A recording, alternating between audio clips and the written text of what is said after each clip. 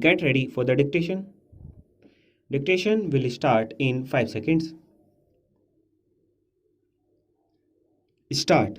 Sir, we must bear in mind the economic viability of small plantations of 5 hectares and the financial capacity of the small planters to fulfill the obligations cast on them to provide housing and creche facilities. Those small planters, in some cases, are unable to provide themselves with houses and medical care as good as those intended for their workers in the will. I am sure that good many small holdings will go into liquidation unable to bear the burden when the prices fall, as in the case of tea today.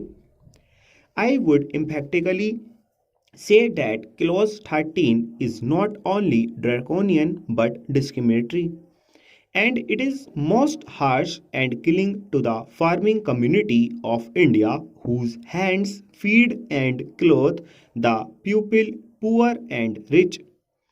Sir, I strongly feel that the punishment with both compulsory fine and imprisonment is too severe for violation of a welfare legislation covered by the Act. For economic reasons and financial incapacity, the debt-ridden employer, particularly a smallholder, may be unable to discharge the obligations such as providing type design houses, creche, medical facilities, etc. In such cases, there is no point in sending the landholder to jail and collecting a fine from him for every day of default.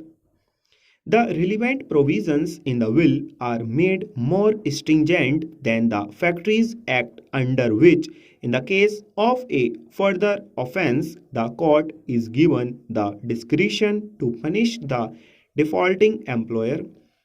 But in the proposed amendment, the word used is shall instead of many, which makes it mandatory on the court to impose imprisonment as well as fine. These provisions are too harsh and discriminatory, particularly in view of the fact that the will seeks to bring in farms of 5 hectares, which are in the nature of peasant holdings under the scope of the Act. Sir, I would like to ask the government of the pupil, why the pupil, for the pupil, and in the name of the farmers of India, why it wants to treat a farmer as a criminal and to be imprisoned for such an offense while it does not do for a factory owner of a city. By making this comparison, I do not mean that a provision should be made in the relevant Factories Act to make the sentence of imprisonment compulsory for similar offences. Let me make it clear that I am not speaking against the interests of the workers in the plantations.